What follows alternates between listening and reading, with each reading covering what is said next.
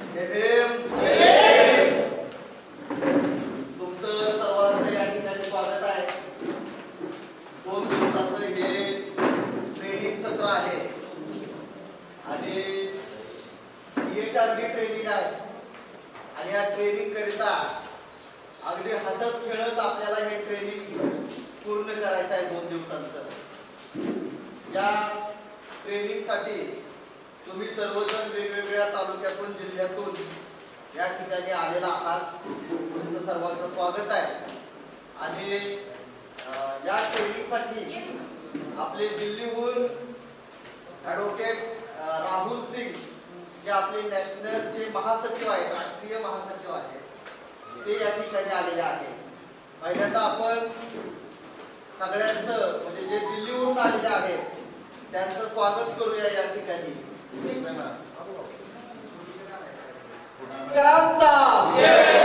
Doctor Babasaheb आंबेडकरांचा जय भीम, जय संविधान. पहिल्या सत्रामध्ये या ठिकाणी इथंच थांबून मी पुढील सत्रासाठी हे ट्रेनिंग काय आहे, त्याचा उद्देश काय आहे याच्याकरिता राज्याचे महासचिव डॉक्टर केवलजी उपे साहेबांना विनंती करतो की ते त्यांनी या सत्रामध्ये बोलतो. सर्वांना जय भीम. चांगला जोरात जय भीम घ्या. जय भीम. आणि हा उत्साह शेवटपर्यंत उद्यापर्यंत कायम ठेवा.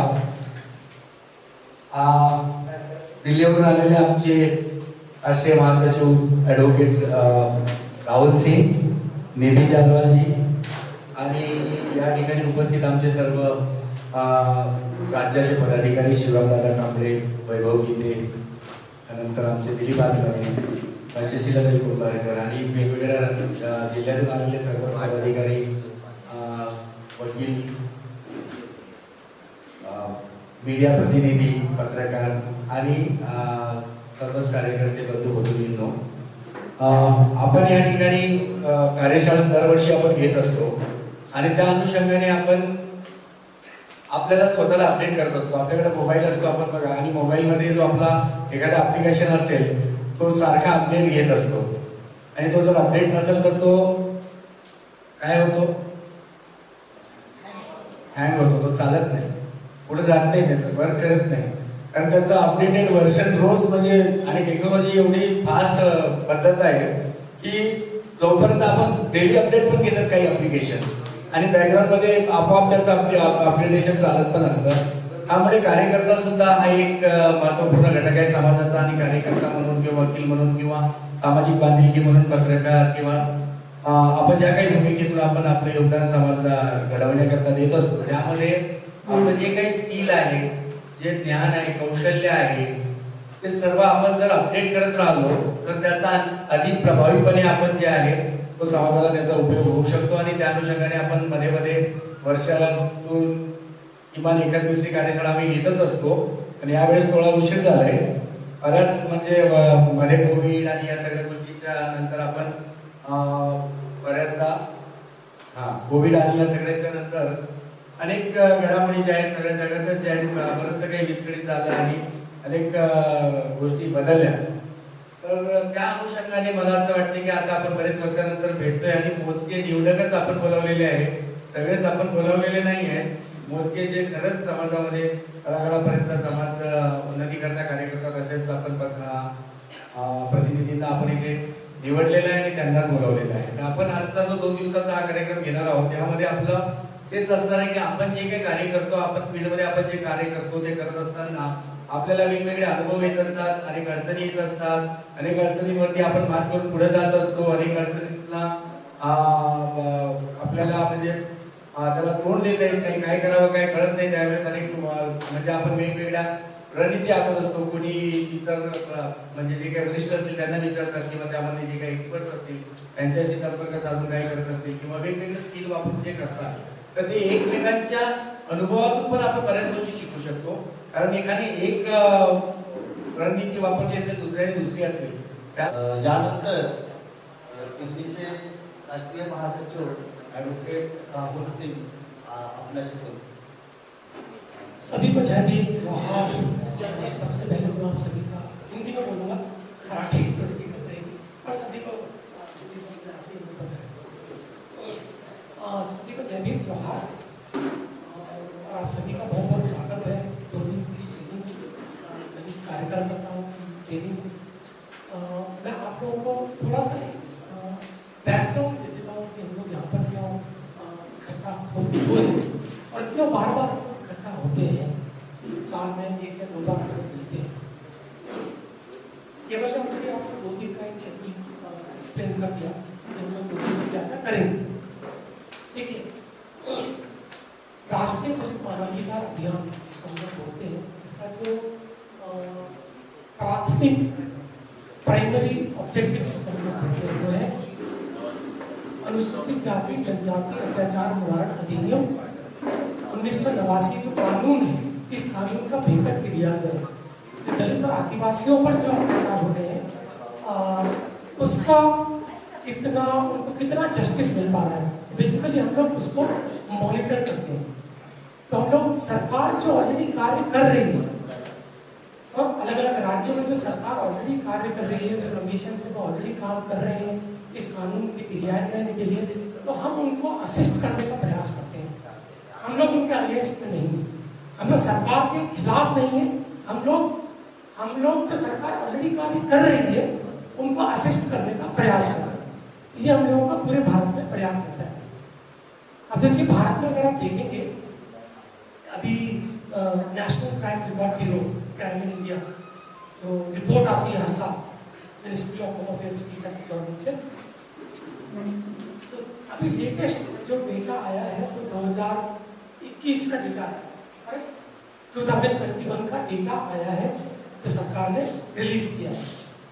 उस रिपोर्ट में अगर आप देखोगे तो लगभग 55,000 क्राइम दलितों पर और 5,000 के आसपास क्राइम जब आदिवासियों पर, तो टोटल 60,000 के आसपास क्राइम्स जो है वो दलित और आदिवासियों पर पूरे भारत में 2021 की जो रिपोर्ट आई है वो रिपोर्ट में वो 1 साल का डेटा है, 1 साल। और ये वो केसेस हैं जिनमें कंप्लेंट सरकारी तौर पर दर्ज हुई है, जो रिकॉर्ड में है। लाखों इंसिडेंट ऐसे हैं जिसमें कंप्लेंट दर्ज भी नहीं होती है, तो वो तो रिकॉर्ड में है ही नहीं, अरे वो तो है ही नहीं। अब अगर आप पिछले 10 साल का नेशनल क्राइम रिकॉर्ड ब्यूरो का डेटा उठा के देखोगे, सरकारी आंकड़ा, उस सरकारी आंकड़े के हिसाब से दलित और आदिवासियों पर लगभग 6 लाख क्राइम दर्ज हुए, 6 लाख। फिर से मैं वही कहूंगा कि 6 लाख क्राइम वो है जिसमें कंप्लेंट दर्ज की गई, जो सरकारी रूप में दर्ज है, 6 लाख। अब मैं आपको एक आंकड़ा और देता हूं, एक डेटा और देता हूं। अगर मेरी फैमिली में मेरे ऊपर अत्याचार होता है, मेरे परिवार में मेरे ऊपर अत्याचार होता है, तो उसका इम्पैक्ट किस किस के ऊपर पड़ेगा? मेरी पूरी परिवार पर, करेक्ट? अगर आप एक परिवार में 4 या 5 लोग भी लेते हो, 4 लोग 4 लेते हो, तो 4 गुणा 6 लाख, 25 लाख लोग कहीं ना कहीं डायरेक्टली और इनडायरेक्टली कास्ट बेस्ड डिस्क्रिमिनेशन से प्रभावित हुए हैं पिछले 10 साल में। और अगेन मैं वही कहूंगा कि वो आंकड़ा है जिसमें कंप्लेंट दर्ज है। तो ये स्थिति है भारत में दलित और आदिवासियों पर अत्याचार। लगातार क्राइम पूरे भारत में हर साल बढ़ रहा है, महिलाओं के ऊपर अत्याचार लगातार बढ़ रहे हैं। और इस कानून की हम लोग बात करते हैं, 2016 में इस कानून में संशोधन आए थे, आप सभी को पता है। बहुत अच्छे संशोधन आए, बहुत स्ट्रॉन्ग बनाया गया इस लॉ को, कानून को। लेकिन कहीं ना कहीं हम यहाँ के ह्यूमन राइट्स डिफेंडर्स बैठे हुए हैं, हम लोगों को देखना है कि उन संशोधनों का कितना क्रियान्वयन हो रहा है, फील्ड में कितना क्रियान्वयन हो रहा है। अगर आप देखोगे, मैं आपको बताता हूँ, डेटा बताता हूँ। Ministry of social justice empowerment की जो एनुअल रिपोर्ट आई है, अभी लेटेस्ट एनुअल रिपोर्ट, उसमें कहा गया है कि भारत में 192 एक्सक्लूसिव स्पेशल कोर्ट, कितने? 192। जो दलित और आदिवासियों पर होने वाले अत्याचारों के केसेस को देखेंगे न्यायालय 190 के आसपास है वो फिगर। भारत में कितने जिले हैं? मुझे लगता है कि लगभग 750 के आसपास, 750 के आसपास जिले हैं भारत में, लेकिन एक्सक्लूसिव स्पेशल कोर्ट कितनी है? 192। और कानून कहता है कि हर जिले में एक एक्सक्लूसिव स्पेशल कोर्ट होनी चाहिए। तो ये स्थिति, अगर आप 2018, 19 और 20 इन 3 साल का जो राज्य स्तरीय कमेटी की मीटिंग्स होती है ना, हर 3 महीने में उन्हें मिलना होता है, चीफ मिनिस्टर को मिलना होता है, state level vigilance monitoring committee बोलते हैं, जिला स्तरीय मॉनिटरिंग कमेटी बोलते हैं। तो आप 18, 19 और 20 का अगर आप डेटा देखोगे तो मैक्सिमम राज्यों में ये कमेटी की मीटिंग्स हुई नहीं, और ये सरकारी आंकड़ा। तो ये स्थिति है इस कानून की। 2016 में संशोधन भी आ गए, लेकिन संशोधन के बाद भी आज भी जो सर्वाइवर्स हैं, जो विक्टिम्स हैं, उनके जो राइट्स वो उनको नहीं मिल रहे हैं। कॉम्पनसेशन उनको नहीं मिल रहा है, आने जाने का भत्ता मिलना चाहिए वो नहीं मिल रहा है, स्पेशल पब्लिक प्रोसिक्यूटर का प्रावधान है वो नहीं मिल रहा है, अपनी पसंद का वकील वो नहीं मिल रहा है, FIR दर्ज नहीं हो रही है, चार्जशीट टाइम पे फाइल नहीं हो रही है। तो आज भी वही स्थिति ग्राउंड लेवल पर जब हम लोग काम करते हैं, आप सबको पता है, आप सब ग्राउंड पे काम कर रहे हैं, कोई नई चीज मैं आपको नहीं बता रहा, लेकिन हम लोगों के यहाँ आने का जो पर्पस रहता है, हम साल में 1 बार या 2 बार हम लोग बार बार मिलते हैं और बार बार हम उन्हीं सब्जेक्ट्स को लेकर के आते हैं, बात करते हैं। पर्पस हम लोगों का ये रहता है कि एक ऐसा प्लेटफॉर्म हम लोगों के पास रहे जहाँ हम लोग मिल सकें, आपस में बातचीत कर सकें। जो ग्राउंड पर हम लोग काम कर रहे हैं वहाँ हमको क्या चैलेंजेस आ रहे हैं, हम हमारी अचीवमेंट्स क्या हैं, अगर हमारी कुछ अचीवमेंट्स हैं उसको शेयर करें, हम लोगों का जो एक्सपीरियंस है वो हम एक दूसरे से साझा करें ताकि हम इसको और आगे लेकर के जाएं। और एक बात मैं कहना चाहता हूँ कि हम लोग चैलेंजेस की बात करते हैं, परेशानियों की बात करते हैं कि ये परेशानी आ रही है, वो परेशानी आ रही है, पर मुझे लगता है कि मैं खुद एक ह्यूमन राइट्स डिफेंडर हूँ, मानवाधिकार कार्यकर्ता हूँ, आप सब लोग मानवाधिकार कार्यकर्ता हैं, और हम लोगों की ये रिस्पॉन्सिबिलिटी है, हम लोगों की रिस्पॉन्सिबिलिटी है कि हम लोग चैलेंजेस से ज्यादा सॉल्यूशंस के ऊपर फोकस करें कि उस चैलेंज का क्या सॉल्यूशन हो सकता है। क्योंकि ऑलरेडी हम सर्वाइवर्स के लिए काम कर रहे हैं, विक्टिम के लिए काम कर रहे हैं, जिनको ऑलरेडी बहुत चैलेंजेस फेस करने पड़ते हैं। मैं मानता हूँ कि as a human rights defenders हमारे अपने चैलेंजेस हैं, हम लोगों को भी खतरा है, हम लोगों को भी खतरा है as a human rights defenders, लेकिन हम लोगों को सॉल्यूशंस ढूंढने, जिस चीज के लिए हम लोग काम कर रहे हैं उसके सॉल्यूशंस वो हम लोग ढूंढते हैं। हम लोग के आने का पर्पस यही है कि हम लोग जहाँ पर मिले, जो केवल भी अभी बता रहे थे, जैसे 2 दिन में अलग अलग सेशंस होंगे, वहाँ हम लोग उसको रिफ्रेश करें, जो पहले हमने सीखा है उससे एक बार फिर से बात करें ताकि वो हमारे जहन में रहे, और जब हम फील्ड में जाए तो अच्छी तरह से अलग अलग अधिकारियों से एडवोकेसी कर सकें। ट्रायल में अगर सपोर्ट की जरूरत है विक्टिम को, तो ट्रायल में स्पेशल पब्लिक प्रोसिक्यूटर्स के साथ, एडवोकेट्स के साथ मिलकर के काम कर सकें, और अंत में जो सर्वाइवर है उनको न्याय दिला सकें। तो ये हम लोगों के यहाँ आने का पर्पस है, और मुझे लगता है कि 2 दिन की ये कार्यशाला बहुत अच्छी रहेगी, कुछ ना कुछ हम लोग यहाँ से जरूर सीख के जाएंगे। लास्ट में हम लोग कुछ स्ट्रैटेजीज भी बनाएंगे कि हम लोग और ग्राउंड पे क्या कर सकते हैं। इसके साथ मैं अपनी बात को यहाँ समाप्त करता हूँ। जय भीम, जय भीम। सर्वप्रथम आता इथून पुढचे जे सत्र आहे आपलं, त्या सत्रासाठी ज्या निमंत्रित वक्त्या आहेत शांताताई वाडेकर यांना मी प्रथमतः समोर मंचावरती बसायला सांगते। शांताताई वाडेकर त्या आहेत महात्मा फुले समता प्रतिष्ठानच्या सरचिटणीस आहेत, त्याचबरोबर गेली अनेक वर्ष त्या सामाजिक कार्यामध्ये खूप सक्रियपणे काम करत आहेत आणि बाबा आढावांच्या मार्गदर्शनाखाली असंघटित कामगारांसाठी एक मोठा लढा त्यांनी उभारलेला आहे आणि त्याच्या माध्यमातून संपूर्ण महाराष्ट्रभर त्यांचं मोठं कार्य आहे। त्याचबरोबर ताई सरकारी वकील म्हणून आता काही महिन्याआधीच निवृत्त झालेल्या आहेत आणि अतिशय अभ्यासू असं व्यक्तिमत्व आहे, पण त्याही पलीकडे जाऊन महिलांसाठी त्यांचं विशेष कार्य आहे। आणि आता जी विशाखा गाईडलाईनच्या अंतर्गत वॉशची जी कमिटी आहे जिल्ह्याची, त्या जिल्ह्याच्या कमिटीवरती ताईंची नियुक्ती आहे आणि अतिशय सुंदर पद्धतीने ताई त्या माध्यमातून काम करतायत. मी ताईंना विनंती करते की त्यांनी त्यांच्या मार्गदर्शनाला सुरुवात करायची.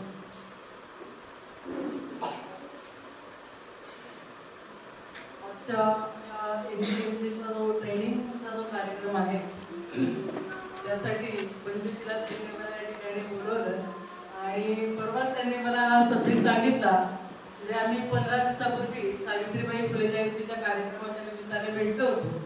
त्यावेळेस थोडीफार त्यांनी चर्चा केली होती की असं माझ्या मनामध्ये आहे की महाराष्ट्र लेवलचं या ठिकाणी कार्यकर्त्यांचं आपल्याला ट्रेनिंग घ्यायचं आहे. पण विषयाचं काही मला माहीत नव्हतं. तो कालच विषय मला कळाला आहे. त्यामुळे मी काही असं भाषण काही करणार नाही तुमच्यासमोर. तुम्ही जसे कार्यकर्ते आहात आणि महाराष्ट्रभर तुम्ही ज्या पद्धतीने हे सगळं आपलं काम दलितांमधलं, आदिवासींमधलं आणि त्यांना न्याय मिळवून देण्याचं, म्हणजे आजची मुळात आपली जी ही सगळी कार्यशाळा त्याचा उद्देश असा आहे की जे मानवी हक्कांचं उल्लंघन दलित आदिवासी कार्यकर्त्यांचं होत आहे तर त्या व्यक्तींना आपण न्याय मिळवून द्यायचा आणि त्या पद्धतीने आपले जे कार्यकर्ते आहेत ते महाराष्ट्रावर काम करत आहेत. तर पुण्यामध्ये ताई आमच्या जवळ असल्या कारणाने मला कळतंय की एनडीएमजेचं काम हे किती महत्वाचं आहे. त्यामुळे सर्वप्रथम सगळ्या आयोजकांना मी या ठिकाणी धन्यवाद देते की तुम्ही या पद्धतीची कार्यशाळा घेऊन कार्यकर्त्यांचं त्या ठिकाणी तुम्ही मनोबल वाढवण्याचं आणि त्यांना प्रशिक्षण देण्याचं महत्वाचं काम तुम्ही या ठिकाणी करत आहात. तर यामध्ये जो काही विषय दिलेला आहे मला, caste discrimination against the women and the understanding vulnerability जे आहे, तर त्याच्यामध्ये महत्वाचा जो विषय आहे की महिलांचं जे काही शोषण होत आहे तर ते जात आधारित जे काही शोषण होत आहे तर ते शोषण, त्या शोषणामुळे नेमकं काय काय त्या स्त्रियांवर परिणाम होत आहेत त्याचे. आणि आपल्याकडे महाराष्ट्रातच नव्हे तर आता भारतभर गेल्या 10-15 वर्षामध्ये दलित महिलांवर ज्या पद्धतीने किंवा आदिवासी महिलांवर ज्या पद्धतीने अत्याचार होत आहे आणि त्या अत्याचारांच्या ज्या घटना आहेत त्या जवळजवळ त्याची संख्या, जर तुम्ही नॅशनल क्राईम रिपोर्ट जो काही ब्युरो असतो त्याचा एक अहवाल असतो, केंद्राचा अहवाल येतो आणि तो काही आपण तयार केलेला नाहीये, तर त्या अहवालामध्ये असं दिसून येत आहे की जवळजवळ 8 ते 10% या दलित आदिवासी स्त्रियांवर अन्याय अत्याचाराचं प्रमाण हे वाढताना दिसतं. ज्यावेळेस आपण एक दलित स्त्रीच्या बाबतीत हा विचार करायचा प्रयत्न करतो किंवा तिच्यावर अन्याय कसे होतात या बाबतीत ज्या वेळेला विचार करतो त्यावेळेला पहिल्यांदा एक स्त्री म्हणून आपल्याकडे ज्या पद्धतीने एक स्त्रीमुक्ती चळवळ सुरू झाली, तुम्ही सगळ्यांनी ऐकलं असेल स्त्रीमुक्ती चळवळ. म्हणजे बऱ्याचदा पुरुषांना ज्या वेळेला 70च्या दशकामध्ये ज्या वेळेला स्त्रीमुक्ती चळवळ सुरू झाली आणि पुणे त्याचं सगळ्यात मोठं माहेरघर होतं आणि ती जी काही चळवळ सुरू झाली ती पाश्चिमात्य ज्या काही देश आहेत त्यामध्ये ज्या पद्धतीने हालचाली सुरू झाल्या होत्या, कारण इकडे आपल्याला डॉक्टर बाबासाहेब आंबेडकरांचे उपकार आहेत की त्यांनी मतदानाचा जो अधिकार आहे हे पुरुषांना देताना स्त्रियांनाही दिला, दलितांनाही दिला, आदिवासींनाही दिला आणि त्याहीपेक्षा जो कुठला समाज असेल त्या सगळ्या समाजाला तो दिलेला होता. परंतु पाश्चिमात्य कंट्रीमध्ये महिलांना मतदानाचा अधिकार मिळावा यासाठी देखील महिला रस्त्यावर आलेल्या होत्या. तर पाश्चिमात्य स्त्रियांमध्ये ज्या पद्धतीचं स्त्रीमुक्तीचं एक त्या ठिकाणी सुरू झाली होती चळवळ, त्याच पद्धतीने 75च्या किंवा 70च्या दशकामध्ये आपल्याकडे देखील स्त्रीमुक्तीचं वारं आलं होतं आणि पुरुषांना तर धडकी भरली होती की हे नेमकं काय चाललं. कारण कसं झालं होतं की पुरुष सत्ता जी आहे त्याला कुठेतरी आव्हान देण्याचं काम या स्त्रीमुक्ती चळवळीने त्यावेळेस केलेलं होतं. आणि त्यामध्ये ती जी काही चळवळ आहे नेमकी ती स्त्रीमुक्ती चळवळ आणि दलित स्त्रीमुक्ती चळवळ हा असा काही भेदाभेद त्यावेळेला नव्हता. कारण ह्या स्त्रीमुक्ती चळवळीच्या ज्या संघटना होत्या त्यामध्ये त्यांचं नेतृत्व करणाऱ्या ज्या महिला होत्या त्या बऱ्याचशा उच्च मध्यमवर्गीय स्त्रिया होत्या, उच्च जाती आणि वर्णातून आलेल्या त्या स्त्रिया होत्या आणि त्यामुळे त्यांनी सातत्याने असं मांडत होत्या की जो हा स्त्री वर्गाचा किंवा अत्याचाराचा किंवा असमानतेचा जो काही आम्ही सगळा लढा देतोय तर त्या जगातल्या सर्व स्त्रियांचे प्रश्न हे एक आहे. तर मला वाटतं आणि हा चळवळीचा जो काही चाललेला होता तो जवळजवळ 20-25 वर्ष फक्त स्त्री मुक्ती चळवळ म्हणजे स्त्रियांच्या सर्व हक्कांसाठी चालणारी ही चळवळ स्त्री पुरुष असमानतेविरुद्ध असणारा हा लढा. परंतु ज्या वेळेला असं एक दलित स्त्रियांमध्ये जे काही एक भान आलं आणि त्यामध्ये तुम्हाला माहिती असतील की लेखक जे आणि पत्रकार साहित्यिक ज्येष्ठ गोपाळ गुरु यांनी पहिल्यांदा असं त्यांच्या 1995च्या लेखामध्ये मांडलं की दलित स्त्रीचा आवाज हा वेगळा आहे. आमच्या दलित स्त्रियांचे प्रश्न हे वेगळे आहेत. जे तुम्ही जे उच्च मध्यम वर्गीय स्त्री मुक्ती वाल्याच्या संघटना ज्या काही प्रश्न मांडतायत ते प्रश्न तर आहेतच. त्या जास्त काय मांडत होत्या की स्त्री आणि पुरुष समानता नाहीये. आम्हाला सातत्याने असमानतेचा या ठिकाणी लढा द्यायला लागतोय आणि त्यामुळे त्यांचे प्रश्न हा फक्त स्त्री पुरुष लिंगभेद किंवा असमानता किंवा आम्हाला बरोबरी हवी आहे स्त्री पुरुष तर या पद्धतीने होते. परंतु दलित स्त्रियांचा जो पहिला आवाज आहे तो गोपाळ गुरूंनी आपला मांडलेला होता आणि त्यावेळेला ज्या तथाकथित सर्व स्त्री मुक्ती संघटना होत्या त्या सगळं नेतृत्व करणाऱ्या उच्चवर्णीय महिला होत्या आणि त्यांनी याला विरोध दर्शवला की तुम्ही ही स्त्रियांमध्ये कारण नसताना का अशा म्हणजे त्यांच्यामध्ये तुम्ही अशी दुफळी निर्माण करण्याचं काम का करताय किंवा वेगळी चूल का मांडताय.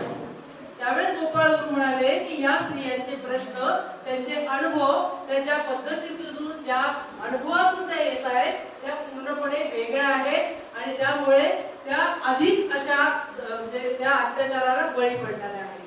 आणि म्हणून मग तेव्हा मांडणीची अशी सुरुवात झाली की दलित स्त्री आहे ती पुरुष सत्ता जो वर्ग आहे जात वर्चस्व जो आहे या पद्धत आणि वर्ग व्यवस्था जी आहे या तिन्ही प्रकारामध्ये आणि लिंगभेद या सगळ्या याच्यातून बळी पडणारी ही स्त्री आहे.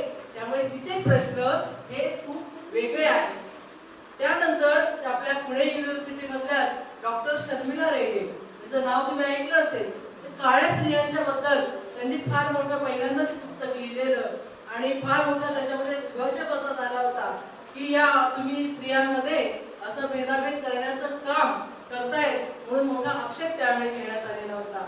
परंतु दलित स्त्रियांनी त्यानंतर ज्या काही आपल्यामध्ये ज्या काही महिला होत्या त्यांनी ज्या पद्धतीने काम केलेलं आहे जे आता पुण्यामध्येच आपण म्हटलं तर प्रतिमा परदेशी आहेत, सरोज कांबळे आहेत, नूतन माळवी आहेत यासारख्या ज्या त्यावेळेला संध्या नरे पवार आहेत यासारख्या ज्या महिला होत्या त्या पुढे आल्या आणि मग त्या आपले प्रश्न आपल्या महिलांचे प्रश्न दलित स्त्रीचे प्रश्न आणि जात म्हणून त्यांना जे वेगळ्या पद्धतीने त्रासाला सहन करावं लागतंय त्याला ज्या जाचाला सामोरं जावं लागतंय ज्या अत्याचाराला त्यांना ते सामोरं जावं लागतंय ते प्रश्न मांडले. हे मांडणी करत असताना तुम्हाला काही मी ठळक उदाहरणं सांगेन. त्यावेळेला मथुरा बलात्कार केस ही जी केस होती ती फार मोठी चर्चेला आली होती कारण अशा अनेक पद्धतीचे अन्याय अत्याचार ह्या महिलांना ज्या पोलीस कस्टडीमध्ये असताना होत असतात. परंतु त्या ठिकाणी देखील अत्याचार करताना ती स्त्री तिच्या मागे असणारं मनुष्यबळ ती कुठल्या जातीतून येते याच्यावर सुद्धा दलित स्त्रीचं आणि ती आरोपी आहे महिला तिच्यावर कशा पद्धतीने अत्याचार होतो तर त्यातलं पहिलं ढळढळीत उदाहरण म्हणजे हे मथुरा गँग रेप केस आणि त्याच्यामध्ये पोलिसांनी ही जी आपली दलित मुलगी होती तिच्यावर अन्याय अत्याचार आणि रेप केलेले असतात.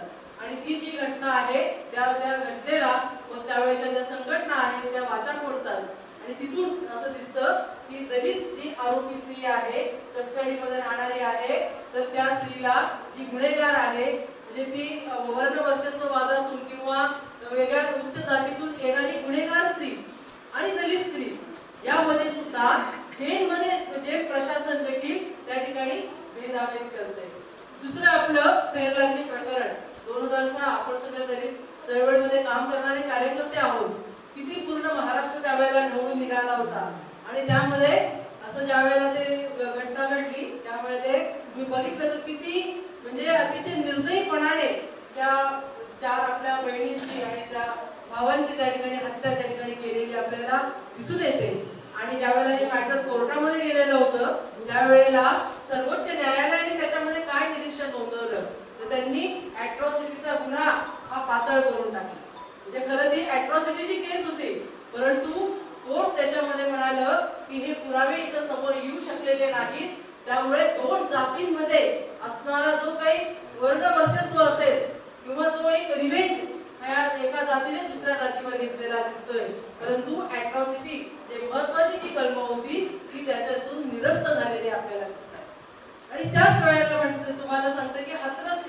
आत्ताची 1920 मधली जी घटना आहे, युपी मधली हरियाणा मधली ती घटना आहे, हाथरसच्या त्या घटनेमध्ये सुद्धा त्या दलित मुलीवर गँगरेप केल्यानंतर त्यानंतर निर्दयी पद्धतीने तिला मारहाण केली जाते. तिचं जे काही पाठीचं हाड आहे ते मोडलं जातं आणि तिची जीभ जी आहे ती देखील छाटली जाते की तिने तिच्यावर जे काही अन्याय झालेला आहे, जो काही अत्याचार झालेला आहे, जो रेप झालेला आहे, त्याची वाच्यता या ठिकाणी कुठं करू नये. आणि त्यानंतर म्हणजे हे तर आरोपींनी केलेलं म्हणजे अत्याचार होतेच, ते उच्चवर्णीय लोक होतेच, परंतु जे पोलीस प्रशासन, आपण काय म्हणत असतो की बाबासाहेबांनी आम्हाला संविधान दिलं आणि संविधान दिल्यानंतर या ठिकाणी आर्टिकल 14 असेल, 15 असेल, 16 असेल, या पद्धतीने आणि आर्टिकल 21 असेल, त्या पद्धतीने आम्ही सगळे जे मानव आहोत या ठिकाणी जे सगळी माणसं आहेत त्याच्यामध्ये कुणीही उच्च नीच असं नाही, त्याच्यामध्ये कुठल्याही प्रकारचा जातीभेद नाही आणि सगळ्यांना समान पद्धतीने आणि सन्मानाने जगण्याचा अधिकार आहे. अशा पद्धतीने ही संविधानातील जी काही आपण म्हणतो मूलभूत हक्क, त्या मूलभूत हक्कांमध्ये अशा तरतुदी केलेल्या असताना देखील पोलीस प्रशासनाची भूमिका म्हणजे पोलिसांनी कसं असलं पाहिजे, न्यायालयाची भूमिका ही कशी असली पाहिजे, तर आपल्याला असं दिसतंय की पोलिसांनी त्याची म्हणजे शहानिशा जास्त न करता त्या मुलीचं म्हणजे पोस्टमार्टम न करता त्या मुलीचं प्रेत त्या ठिकाणी जाळलं आपल्याला दिसतं. म्हणजे हे जे प्रशासन दुटप्पीपणाची भूमिका घेत असते. न्यायालय आपण म्हणतो की ज्या वेळेस पोलीस यंत्रणा आम्हाला कुठलाही न्याय देत नसेल किंवा ते व्यवस्थित पद्धतीने काम करू शकत नसतील, राज्य सत्ता ही एखाद्या धर्मवादाच्या याला जाऊन बसलेली असेल किंवा त्या ठिकाणी वेगळ्या पद्धतीने एका धर्माचं किंवा एका याचं ते लांबून चालन करत असतील तर आपला विश्वास कुठं असतो, न्याय यंत्रणेवर असतो. पण ज्या वेळेला न्याय यंत्रणेकडे देखील आपल्याला भेदभावाची किंवा त्या ठिकाणच्या निर्णयाची जेव्हा आपल्याला त्या ठिकाणी प्रचिती येते त्यावेळेला आपण असं प्रश्न पडतो कार्यकर्त्यांपुढे की आपण आता कुणाकडे न्याय मागावा. तरी हाथरसची घटना एक त्याचं महत्वाचं उदाहरण आहे.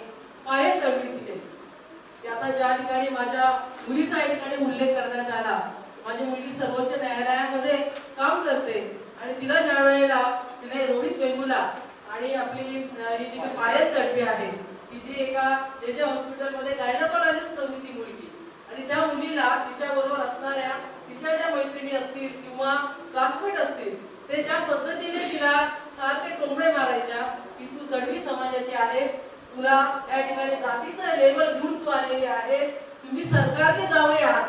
आपल्याला काय आपण ऐकतो हा शब्द की तुम्हाला ह्या वेगळ्या फॅसिलिटीज दिलेल्या आहेत आणि तुम्ही बुद्धिमत्तेने कमी आहात, आमच्या बुद्धिमत्तेपुढे तुम्ही टिकू शकणार नाही. अशा पद्धतीने ज्या वेळेला त्या मुलीला सातत्याने म्हणजे तिला जे ऑपरेशन थिएटर मध्ये त्या ठिकाणी तिला येऊ द्यायचे नाही किंवा ऑपरेशन तिला करू देत नव्हते किंवा सातत्याने टिंगल टवाळी आणि त्यामुळे तिने तिच्या आईला किंवा घरातल्यांना देखील वारंवार हे कळवलं होतं की मला या ठिकाणी खूप जातीभेदाला आणि या ठिकाणी प्रत्येक जे काही टोमणे आहेत यांना तोंड द्यावं लागतंय आणि त्यामुळे त्याचा माझं शारीरिक आणि मानसिक स्वास्थ्य हे खराब होतंय. आई वडील बिचारे त्याला समजून सांगण्याचा प्रयत्न करत होते, परंतु त्या मुलीला नंतर एक असह्य झालं आणि त्यानंतर तिने त्या ठिकाणी आत्महत्या केलेली आपल्याला दिसते. त्यानंतर ती केस पुढे चालली सर्वोच्च न्यायालयामध्ये. माझ्या मुलीने आता ते मॅटर तिथं घेतलेलं आहे. आता मध्ये त्या मुलींची त्या याच्यावर जामिनावर सुटका देखील झालेली आहे. परंतु अशा ह्या केसेस म्हणजे आता तुम्ही बघताय की IIT आणि IIM या सारख्या संस्था आहेत त्यामध्ये देखील आपले विद्यार्थी पळून येत आहेत किंवा तिथं आत्महत्या करतायत आणि त्या आत्महत्येचं प्रमाण आता दुपटीने वाढलेलं आहे. म्हणजे मुलं म्हणतायत की म्हणजे त्या ठिकाणी निवड झाल्यानंतर देखील ते तिथं राहायला तयार नाहीये. म्हणजे उच्च शिक्षणातून आपल्याला त्या ठिकाणी बाहेर काढण्याचं काम या जातीवादी मंडळी ज्या आहेत त्या करतायत आणि मला वाटतं अतिशय फार मोठं आव्हान आपल्या या सगळ्यांपुढे उभं टाकलेलं आहे. ज्या वेळेला आपण रोहित वेंगुर्लाची केस बघतोय, पायल तडवीची केस बघतोय किंवा हाथरस मधील घटना बघतोय किंवा खैरलांजीच्या ह्या घटना बघतोय, ह्या सगळ्या घटनांचं आकलन करत असताना आपल्या पुढे अनेक प्रश्न या ठिकाणी निर्माण झालेले आहेत. आणि त्याचबरोबर निर्भयाची केस म्हणजे एक निर्भयाची केस ज्या वेळेला घडते त्यावेळेला आपण बघतोय की सगळा देश कॅन्डल मध्ये आलेला दिसतो. सगळे मेणबत्त्या घेऊन त्या ठिकाणी दिल्लीकडे रवाना होत आहेत जंतर मंतरवर लाखोचे मोर्चे निघतायत आणि ज्या वेळेला खैरलांजी सारख्या घटना घडतायत किंवा हाथरस मधल्या घटना घडतायत किंवा पायल तडवी सारखी मुलगी ज्या वेळेला आत्महत्या करते त्यावेळेला फक्त काय दलित लोकांनी हा आवाज उठवायचा? म्हणजे हे संविधान दिलंय, संविधान देऊन नुकतंच परवाच आता आपल्याला 75 वर्ष पूर्ण होत आहेत संविधान घेऊन. संविधान दिलं म्हणून तो आपण संविधान दिन किंवा आपण जो प्रजासत्ताक दिन या ठिकाणी साजरा करतोय. मग हे मोर्चे असे एक जातीभेदाने ते न्याय मागण्यासाठी देखील आपल्याला जातीभेदाला या ठिकाणी तोंड द्यावं लागतंय. नगरमधली घटना तुम्हाला माहिती आहे, कोपर्डीची ती मराठा समाजातली मुलगी होती आणि त्या ठिकाणी ओबीसी समाजातली ती मुलं होती. ते झाल्यानंतर अख्खा मराठा समाज एकवटला. म्हणजे आता न्याय मागताना देखील ती कुठल्या समाजातून येते, ती कुठल्या जातीतून येते, ती आदिवासी आहे की दलित आहे की उच्चवर्णीय आहे, या पद्धतीने आपल्याला या ठिकाणी लोक एकत्र येताना किंवा न्याय मागताना दिसत आहेत. त्यामुळे भावांना आणि बहिणींनो, आपली जी लढाई आहे ती अतिशय खूप मोठं आपल्या लढाईला या ठिकाणी खूप तोंड द्यावं लागणार आहे. खूप संकट आपल्यापुढे निर्माण झालेली आहेत आणि त्यामुळे यासारखी जी काही ट्रेनिंग कॅम्प आहेत ती प्रत्येक वेळी घेणं म्हणजे आपल्या कार्यकर्त्यांचं त्यांना लढण्याची प्रेरणा मिळवून देण्याचं या ठिकाणी काम या ट्रेनिंग इन्स्टिट्यूशन मार्फत ते केलं जाणार आहे. आणि आपण हे काम करत असताना कालचीच बातमी तुम्ही वाचली असेल की नगर जिल्ह्यामध्ये 21 जे वेट बिगार आहे. बातमी वाचली असेल तुम्ही, कारण आपण पाहत असतो तर ते वेट बिगारांची सुटका केलेली आहे, परंतु 11 वर्षांनी त्यांची सुटका होते. जवळजवळ 2011-12 पासून त्या बीड, उस्मानाबाद, लातूर किंवा नगर या भागामध्ये अशा काही ज्या काही घटना घडलेल्या आहेत की त्यामध्ये ती जी काही त्यांच्या त्या वेट बिगार माणसांचे त्या ठिकाणी मृतांची विल्हेवाट लावली गेलेली आहे, ती परस्पर लावली गेलेली आहे. आणि पोलिसांना हे कळलेलं नाही की हे नेमकं हे जे काही खून होत आहेत हे कोण करते. कारण त्यांचे खून केल्यानंतर कारण ती जी लोक आहेत ती एकतर कातकरी समाजातली आहेत, आदिवासी समाजातली आहेत किंवा ती बाहेर युपी बिहार मधली ती आदिवासी लोक आहेत आणि त्यांना या ठिकाणी भुलवून भूल तापा देऊन या ठिकाणी आणलं जात आहे. आणि ते जे काम करणारे आहेत ते जमीनदार आहेत, ते उच्चवर्णीय आहेत. कमी यांना पैसे देऊन त्या मुलाच्या माणसांना या ठिकाणी आणलं जात आहे. फक्त माणसांनाच नाही तर बायांना, मुलांना देखील त्यांच्या सोबत आणलं जाते. कमी श्रमामध्ये त्यांना म्हणजे जास्त श्रम घेऊन त्यांना कमी मोबदला दिला जातोय. आणि ज्या वेळेला ती माणसं आपल्या या ठिकाणी हक्कांची ज्यावेळेस भाषा करतात त्यावेळेला त्यांचे व्यवस्थितरित्या खून करून पोत्यामध्ये त्यांना बांधलं जातंय, कुठंतरी विहिरीत टाकलं जातंय, कुठंतरी दऱ्यात टाकलं जातंय. आणि पोलीस 2011 पासून या गुन्ह्यांचा त्या ठिकाणी छडा लावतोय. परंतु त्यांना परवा आता ते सापडलंय की यामागे अशा टोळ्या आहेत की या जी काही दलित किंवा आदिवासी भागातली जी माणसं आहेत त्यांच्या असहाय्यतेचा, त्यांच्या निरक्षरतेचा फायदा घेऊन यांना या ठिकाणी आणलं जातंय. कातकऱ्यांची परिस्थिती काय आहे? कातकऱ्यांची परिस्थिती म्हणजे ज्या ठिकाणी जिथं आपण म्हणतो की जिथं सुविधा, ज्या मूलभूत सुविधा आहेत, जे नळ असेल, लाईट असेल, पाणी असेल, वीज आहे, रस्ते आहेत, ह्या सुविधा जिथं संपतात तिथं कातकऱ्यांच्या वस्त्या चालू. म्हणजे तुम्ही आता पुण्याच्या भागामध्ये जर बघितलं तर भोर, वेल्हा, मुळशी या भागामध्ये तुम्हाला दिसून येईल तिथं या कातकऱ्यांच्या वस्त्या आहेत. त्या ठिकाणी कशा पद्धतीचं जीवन ही माणसं जगतायत. पूर्णपणे वेट बिगारी कायदा 76 मध्ये आला आणि विचार करा तुम्ही की अजूनही त्या कायद्याची पूर्णपणे पायमल्ली या ठिकाणी केलेली आपल्याला दिसते. ह्या अशा घटना घडत असताना आपल्याला अधिक सजगतेने याचा कसा मुकाबला करावा लागेल यासाठी तयार व्हावं लागणार आहे. आणि त्यामध्ये तुम्हाला असं दिसेल की ज्या पद्धतीने कामाच्या ठिकाणी त्यांनी उल्लेख केला माझा की मी या ठिकाणी prevention of sexual harassment at workplace म्हणजे कामाच्या ठिकाणी महिलांचं होणारं लैंगिक शोषणूक किंवा छळ, म्हणजे महिला ज्या पद्धतीने घरासाठी घराच्या बाहेर कामासाठी बाहेर पडतायत तर ते कामाचं ठिकाण त्यांच्यासाठी सुरक्षित आहे की नाही, त्यांना त्या ठिकाणी त्यांचा पुरुष सहकारी किंवा अधिकारी किंवा कर्मचारी त्या महिलेवर काही त्यांची लैंगिक छळवणूक करतोय की काय, त्यांना त्या पद्धतीचा त्रास देतोय की काय. तर कारण आपल्याकडे एक ती मानसिकता नाहीये. स्त्रीला बघताना एक असा दृष्टिकोन, निकोप असा दृष्टिकोन आपल्या समाजामध्ये अजून दिसत नाही. त्यामुळे तो कायदा या ठिकाणी अस्तित्वात आला, परंतु तो कायदा सहज आलाय का? तर नाही. तर त्या कायद्यासाठी देखील आपली जी काही राजस्थान मधली भौरी देवी आहे, तुम्ही ऐकलं असेल, भौरी देवीचं नाव ऐकलं असेल. ज्यांना ही विशाखा केस माहिती असतील किंवा विशाखा गाईडलाईन ज्यांना माहिती असतील तर त्यांना भौरी देवी नाव हे माहिती असेल. कारण ही भौरी देवी जी आहे ती कुंभार समाजातली असते आणि ती जसं आता काही या ठिकाणी अशा पद्धतीने किंवा तुम्ही कार्यकर्ते ज्या पद्धतीने दलित आपल्या कार्यकर्त्यांना किंवा त्यांच्या मानवी अधिकारांचं कुठेही उल्लंघन होऊ नये यासाठी आपण आपल्या परीने ज्या पद्धतीने काम करतात, तसंच आपली ही जी काही भौरी देवी आहे ती राजस्थानमध्ये जे लहान म्हणजे कमी वयात बालविवाह जे होतात त्या बालविवाहावर ती काम करत असते. आणि तिला कळतं की एका गुजर समाजात एका लहान मुलीचं लग्न हे एका तिचं लावलं जातंय आणि त्यामुळे ही आपली भौरी देवी आपल्या सहकार्यांसमवेत त्या गुजर फॅमिली जी असते त्या आई वडिलांना समजून सांगण्यासाठी जाते आणि सांगते की ज्या मुलीला काही कळत नाही अशा बालवयात तुम्ही तिचं लग्न का लावून देताय. आणि हे कायद्याच्या विरुद्ध आहे, हे घटनेच्या विरोधात आहे.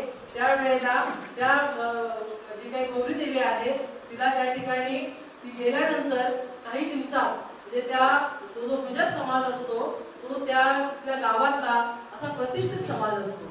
त्याला असं वाटतं की एक खालच्या समाजातली बाई आम्हाला काय 4 शब्द शिकवते आणि आम्ही जो आमचा मुलीचा जो कार्यक्रम आहे किंवा लग्न जे लावतो तो आमचा पूर्ण अधिकार आहे आणि ही महिला त्याला अडचण ठरली आणि तिने त्यामुळे आमची बेइज्जत झाली समाजामध्ये. हा राग ते मनामध्ये ठेवतात आणि भौरी देवी आणि तिचे जे मिस्टर शेतामध्ये काम करत असताना त्या ठिकाणी ही जे काही गुजर समाजातले 4-5 जी लोक असतात ती त्या ठिकाणी जातात आणि त्याच्यावर गँगरेप त्या महिलेवर केला जातो. आणि तो गँगरेप केल्यानंतर जसं आपल्याला खेरलांची केसमध्ये दिसतंय की पोस्टमार्टम लवकर न करणं किंवा मेडिकल न करणं, कारण ज्या रेपच्या केसेस असतात त्याच्यामध्ये ताबडतोब मेडिकल करणं हे आवश्यक असतं आणि ते मेडिकल न केल्यामुळे लवकर गौरी देवीची रेपची केस ही कोर्टामध्ये सिद्ध होत नाही आणि त्या कोर्ट म्हणजे सिद्ध होत नाही, त्यात पुरावे आले नाहीत ह्या गोष्टी आम्ही समजू शकतो. परंतु त्यामध्ये जो म्हणजे न्यायालयाचा जो निकाल असतो तो जर तुम्ही ऐकला तर तुम्हाला कळेल की न्याय देणारे सुद्धा किती पक्षपाती पद्धतीने न्याय देऊ शकतात.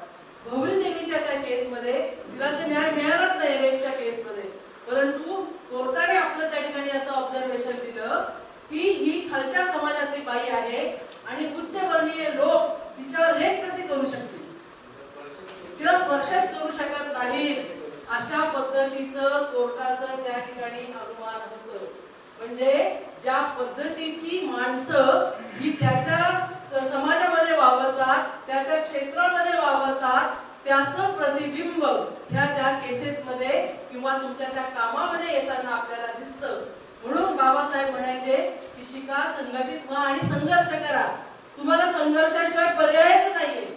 आणि तो संघर्ष करत असताना त्याच्यानंतर ती सुप्रीम कोर्टामध्ये काही ज्या महिला संघटना असतात, ती विशाखा नावाची महिला संघटना आहे आणि ती जाते सर्वोच्च न्यायालयामध्ये आणि ते दाद मागते आणि तिथून मग जोपर्यंत आपल्या या देशामध्ये म्हणजे जवळजवळ तुम्हाला सांगते 2013 पर्यंत अशा कुठलाही कायदा ज्या महिला काम करतात किंवा कामाच्या ठिकाणी त्यांना सुरक्षित वाटेल यासाठी असा कुठलाही कायदा करण्यात आलेला नव्हता.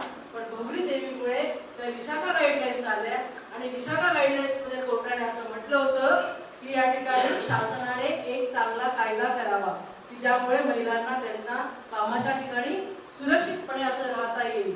आणि त्यानंतर 2013 मध्ये हा आपला कामाच्या ठिकाणी महिलांचा होणारा लैंगिक छळ किंवा प्रतिबंध, मनाई आणि निवारण हा कायदा 2013 मध्ये आपल्याला ते तुम्हाला दिसून येईल की अनेक ठिकाणी हे जे आपले कायदे झालेले आहेत त्यामध्ये अनेक महिला चळवळींना त्या ठिकाणी ते कायदे करण्यासाठी शासनावर प्रशासनावर दबाव आणावा लागलेला आहे. त्यासाठी महिला संघटनांचं काम खूप मोठं आहे. परंतु ज्या वेळेला आपण या स्त्री मुक्तीचा ज्या वेळेला विचार करतो त्यावेळेला पहिल्यांदा स्त्री मुक्ती हे करत असताना दलित स्त्रियांचा वेगळ्या पद्धतीने आपल्याला अभ्यास करावा लागेल. कारण दलित स्त्रियांचे प्रश्न हे स्त्री मुक्ती ज्या संघटना आहेत त्यांच्यापेक्षा आमचे प्रश्न, आमचे जे काही अत्याचार आमच्यावर होणारे आहेत ते तिहेरी पद्धतीचे आहेत. ते मला या ठिकाणी तुम्हाला सांगावंसं वाटतंय. आणि त्यामुळे आपल्यातल्या ज्या महिला असतील, यामध्ये काम करणाऱ्या महिला असतील, त्यांनी आपले अनुभव हे जास्तीत जास्त पद्धतीने शेअर करणं हे आवश्यक आहे. मला किती वेळ दिलाय? संपलाय. तर मला वाटतं आपण कन्क्लूड करूया, कारण सांगण्यासारख्या बऱ्याच गोष्टी आहेत. कारण ताईंनी मला हा विषय अचानक सांगितलेला आहे.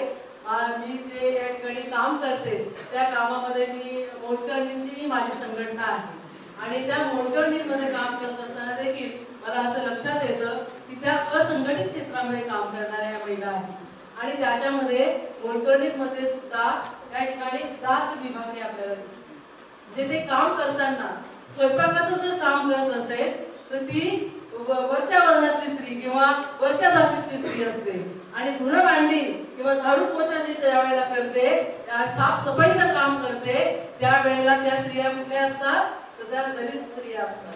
तर हे तुम्ही लक्षात घ्या. प्रत्येक ठिकाणी अशी एक विभागणी आपल्याला जातनुसार झालेली दिसते आणि गेल्या या 10-11 वर्षात ज्या पद्धतीचं सरकार या ठिकाणी आलेलं आहे, ज्या हिंदुत्ववादी विचारसरणीचं सरकार आहे, त्या सरकारचं जर पूर्णपणे हे जो आपला संविधान आहे ज्याच्यामध्ये दलित, आदिवासी आणि सगळ्यांना ज्या पद्धतीने सारखे अधिकार दिलेले आहेत त्याच्यावरच त्यांना आक्षेप आहे. त्यामुळे संविधानाच्या ऐवजी कुठेतरी मनुस्मृतीचं राज्य यावं म्हणून सगळा या ठिकाणी आटापिटा चाललेला दिसतोय. तुम्ही ऑब्झर्वेशन तुम्ही केलं असेल की 22 तारखेला ज्या पद्धतीचं देशामध्ये वातावरण होतं आणि परवा 26 जानेवारीला असणारं वातावरण याची तुम्ही कंपॅरिझन करा. काय वातावरण? जे ज्या देशाने, ज्या आपल्याला संविधानाने आपल्याला स्वायत्तता दिली, एक माणूस म्हणून आम्हाला जगण्याचा अधिकार दिला, जो मनुस्मृतीने नाकारलेला होता, जी मनुस्मृती बाबासाहेबांनी जाळलेली होती, ती का जाळली होती? परंतु हे जे मनुवादी आहेत ज्याच्यामध्ये त्यांचं पहिलं वाक्यच असं आहे, मनुचं स्त्रीनं स्वातंत्र्य, जे स्त्रियांना अधिकार नाहीये आणि समानतेचा तर अधिकार अजिबात नाही. मनुस्मृतीमध्ये असं लिहून ठेवलेलं आहे की जो उच्चवर्णीय पुरुष आहे त्याने उच्चवर्णीय स्त्रीशीच विवाह करायचा, परंतु त्याला तो जो खालच्या वर्णातली स्त्री आहे तिच्या बरोबर तो शारीरिक संबंध ठेवू शकेल, ती रखेल म्हणून राहील. म्हणून आपल्या देशामध्ये देवदासी सारख्या प्रथा आल्या, जोगतिणी आल्या, मुरळे आल्या. अहो देवाला कुणी वाहतं का? देवाला फुलं वाहतात, देवाला माणसं वाहतात, मुलं वाहतात, मुली वाहिल्या जातात. हे अशा प्रथा करणारं जे मनुस्मृती आहे त्या मनुस्मृतीचं समर्थन करणारी सत्ताधारी आज आलेले आहेत. त्यामुळे भावांनो आणि बहिणींनो, आपल्या पुढचं आव्हान हे खूप मोठं आहे. आपण पूर्ण महाराष्ट्रभर नसेल देशभर आपल्या कार्यकर्त्यांचं जाळं विणणं आणि ते आपण एकमेकांनी बरोबर राहणं हे अतिशय महत्वाचं झालं आहे. एवढ्या या ठिकाणी मी या निमित्ताने सांगते. यापुढेही आपली भेट प्रवीण होत राहील. तुम्ही NDNJ जे काही सगळे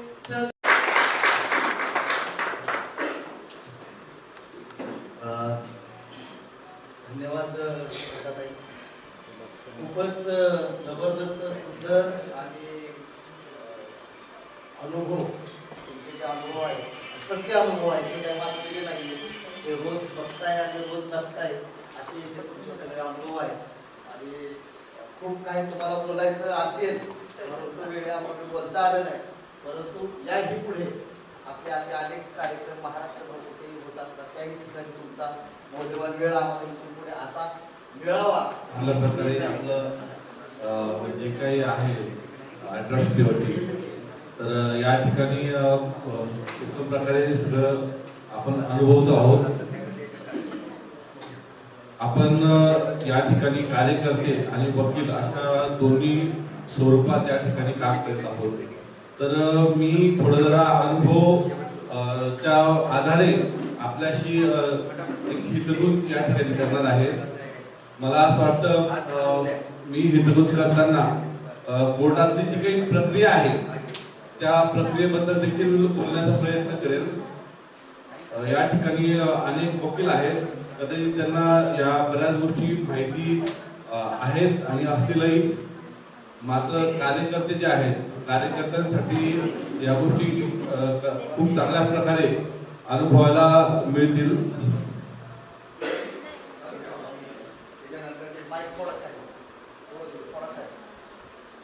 या ठिकाणी आपण जे अॅट्रॉसिटीवर काम करतो आहोत, तर आम्ही देखील अॅट्रॉसिटीवरती बऱ्याच वर्षापासून या ठिकाणी काम करत आहोत.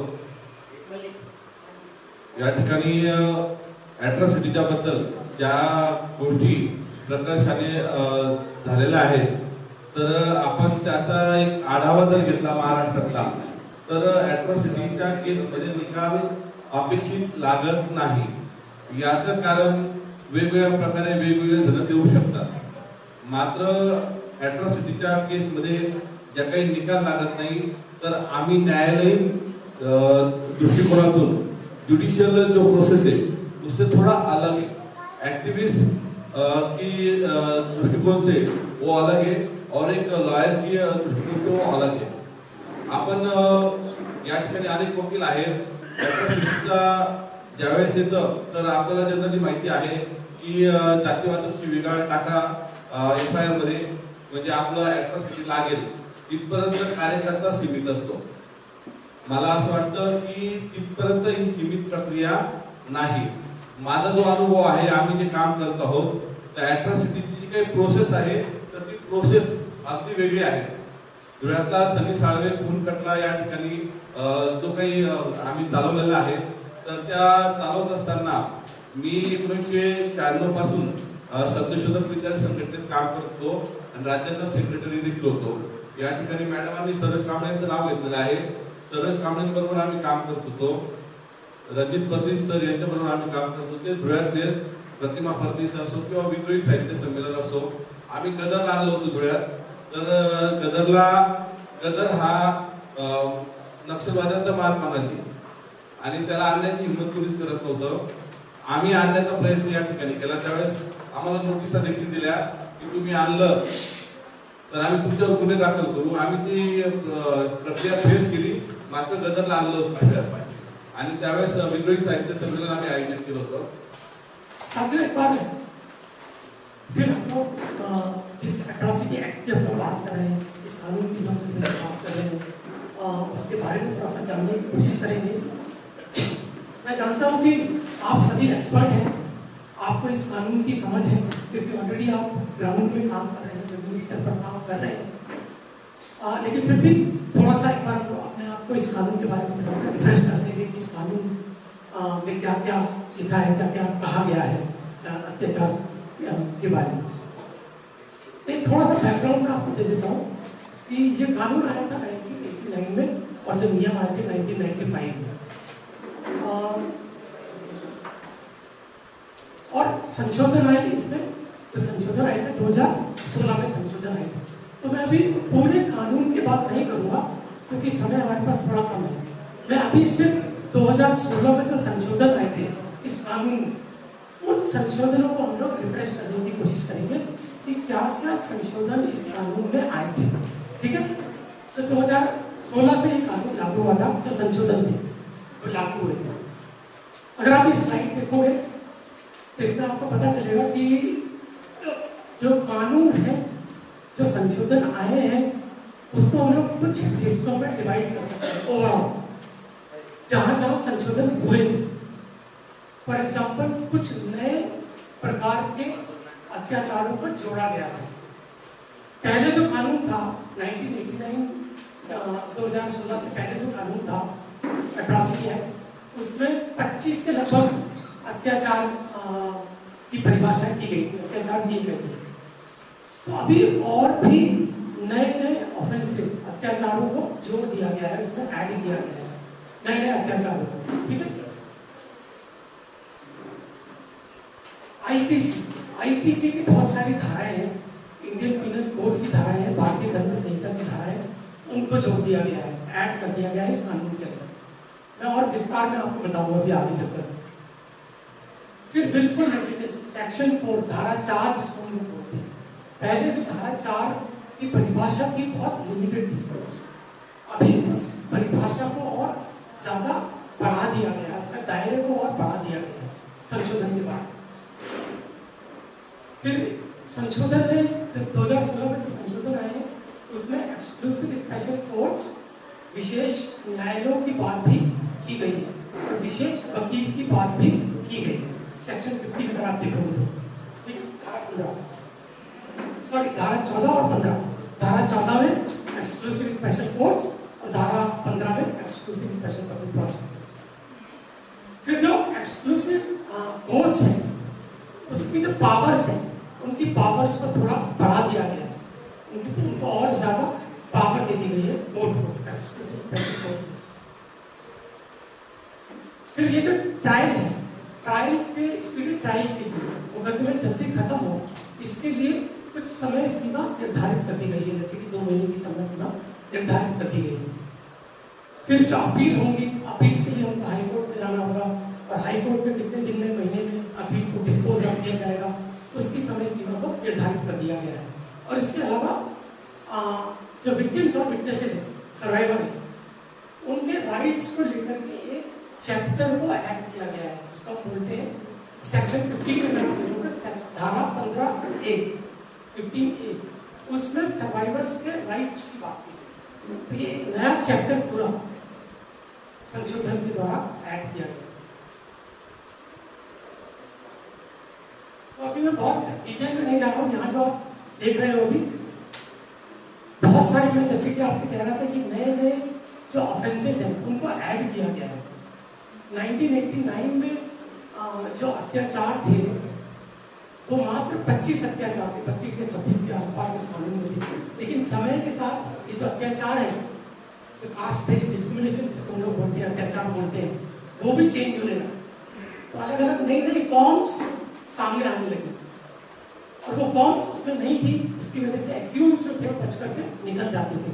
तो अब 2016 में क्या किया गया कि बहुत सारे नए ऑफेंसिव अत्याचारों को ऐड किया गया है, जैसे कि किसी को जूते की माला पहनाना, गांव में हम लोग बहुत देखते हैं ना, किसी को जूते की माला पहना के गांव के अंदर घुमाया जाता है, उसके सर को उड़वा दिया जाता है, उसके पीछे को उड़ दिया जाता है और फिर गांव में घुमाया जाता है।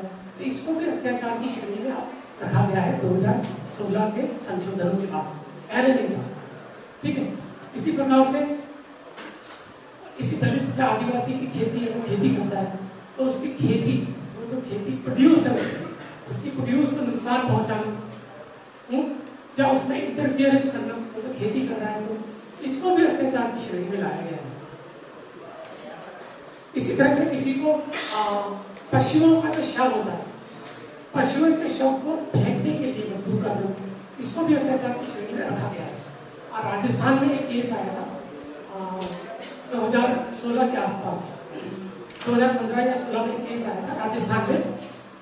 वहां पर 2 दलित बच्चियों को, प्लीज आवाज थोड़ा सा सुनिए, वहां 2 दलित बच्चियों को एक पशु शव को फेंकने के लिए मजबूर किया गया। 2016 में इस तरह का एक केस राजस्थान में आया था, 15 या 16 के आसपास, मुझे ध्यान नहीं है, सरकारी स्कूल था। तो इस तरह का अगर किसी को मजबूर करता है, किसी बच्चों को, किसी दलित आदिवासी को पशु शव फेंकने के लिए, वो भी अत्याचार की श्रेणी में आएगा, उसको भी दंडित किया जा सकता है। इसी तरह से बहुत सारी घटनाएं हम लोग देखते हैं न्यूज़पेपर्स में कि केवल दलित और आदिवासियों को मजबूर किया जाता है कि वो कब्रों को खोदे, कब्र, है ना? तो मजबूर अगर ऐसा किया जाता है किसी दलित और आदिवासी को किसी की कब्र खोदने के लिए, तो वो भी अत्याचार की श्रेणी में रखा गया है। फिर मैनुअल स्कैवेंजिंग, मैला ढोने की जो प्रथा जिसको हम लोग बोलते हैं मैला ढोना ना, उसके लिए ऑलरेडी एक कानून है अलग से, लेकिन संशोधन के बाद मैनुअल स्कैवेंजिंग कराना, किसी को फोर्स करना, मैला ढोने के लिए किसी को फोर्स करना, वो भी एक एट्रॉसिटी है और इस कानून में उसको लाया गया है संशोधन के बाद 2016।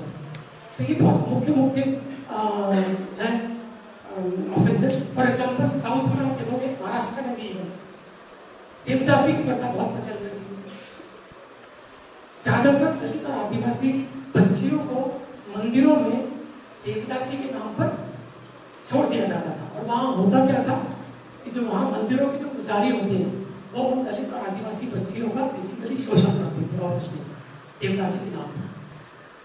तो देवदासी प्रथा को भी एक एट्रॉसिटी कहा गया है और संशोधन के बाद इसको अत्याचार की श्रेणी में रखा गया है। इसके लिए भी दंडित किया जा सकता है किसी नॉन दलित या नॉन दलित व्यक्ति को, अगर वो ऐसा करता है। इसी तरह से वोट्स के टाइम पर जब इलेक्शंस होते हैं तो किसी को वोट देने के लिए किसी पर्टिकुलर कैंडिडेट के लिए फोर्स करना कि आप इस पर्टिकुलर कैंडिडेट को फोर्स करो। इलेक्शन के दौरान कम्युनिटी का, हमारे समुदाय का सोशल बॉयकॉट करना, इकोनॉमिक बॉयकॉट करना कि आपने इस कैंडिडेट को वोट क्यों दिया, इस कैंडिडेट को वोट क्यों नहीं दिया, इसको भी अट्रॉसिटी की श्रेणी में अभी रखा गया है। Bluetooth disconnected.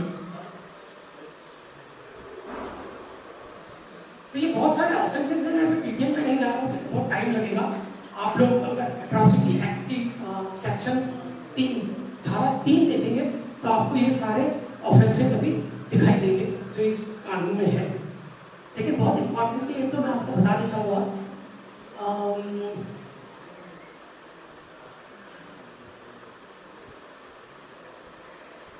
विचक्राफ्ट किसको पता है? डायन प्रथा ना, बिहार में, झारखंड में, छत्तीसगढ़ में डायन प्रथा के नाम पर दलित और आदिवासी महिलाओं का शारीरिक शोषण। तो विचक्राफ्ट, ये डायन प्रथा को प्रैक्टिस करना भी अभी अत्याचार की श्रेणी में रखा गया है। हा. राष्ट्रीय आयोग आहे, वेगवेगळी परिस्थिती आयोग आहे, त्यामध्ये आपण कशा पद्धतीने ऍडव्होकसी करू शकतो त्यावरती थोडक्यात प्रकाश टाकतो. सर्वांना माझा क्रांतिकारी जय भीम. आता सकाळपासून एक गोष्ट या ठिकाणी प्रकर्षाने जाणवली. सर्वांनी सांगितलं की पोलीस स्टेशन मध्ये गेल्याच्या नंतर अडचणी येतात, गुन्हे दाखल करून घेत नाहीत, फिर्याद घेत नाहीत किंवा कार्यकर्त्यावरती खोटे गुन्हे दाखल केले जातात, हे बऱ्याच जणांनी सांगितलं. परंतु मित्रांनो, चळवळीचा दबाव असला पाहिजे, कार्यकर्त्यांचा दबाव असला पाहिजे आणि तो दबाव निर्माण करण्यासाठी आपल्याला काय काय करावं लागेल ते मी या ठिकाणी सांगणार आहे. सुरुवातीला आम्हाला पण अनेक पीडित सोबत गेल्याच्या नंतर हे अनुभव आले. आपण गेलो, एखाद्या व्यक्तीवरती अत्याचार झाला, आपण पोलीस स्टेशनला गेलो, पोलीस स्टेशनला गेल्याच्या नंतर ते फिर्याद घेत नाही, PI साहेबांना एवढ्या वरिष्ठांना कळवलंय ते येणार आहेत, अशी बरीच कारण, अमुक ढमुक बरीच कारण सांगितली जातात. त्यावेळी काहीच करायचं नाही. आपण ॲज अ कार्यकर्ता म्हणून ठीक आहे तिथे जायचं, त्याच्यानंतर त्यांच्या वरिष्ठाकडे तक्रार द्यायची आणि एक तक्रार, माझ्यावरती अशी जाती अत्याचाराची, असा जाती अत्याचार झाला होता, त्या अत्याचाराची फिर्याद देण्यासाठी मी पोलीस स्टेशनला गेलो होतो. यांनी जो 1800च्या केसच्या संदर्भात जे पाठपुरावा हा शब्द आहे ते करण्याची प्रयत्न करतात. याच्यामध्ये आपण ही जी एनडीएमसीची टीम आहे, थोडस लक्षात घ्या, मी काळजीपूर्वक काय बोलतो. एनडीएमसीची टीम म्हणजे ही सोपी आणि साधी टीम नाही.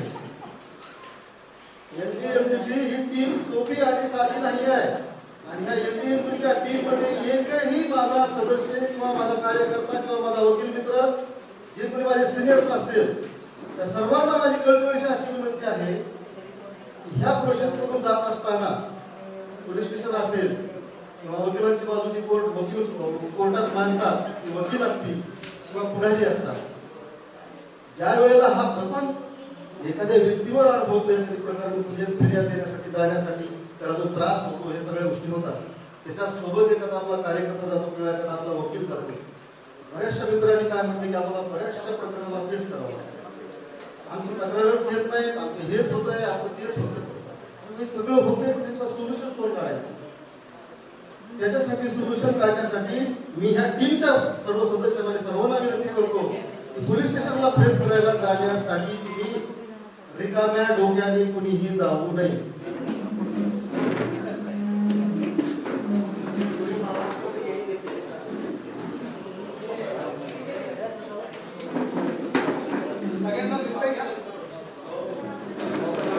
सगळ्यांना दिसत असेल तर ठीक आहे, नाहीतर मग पुढे या साईडला या.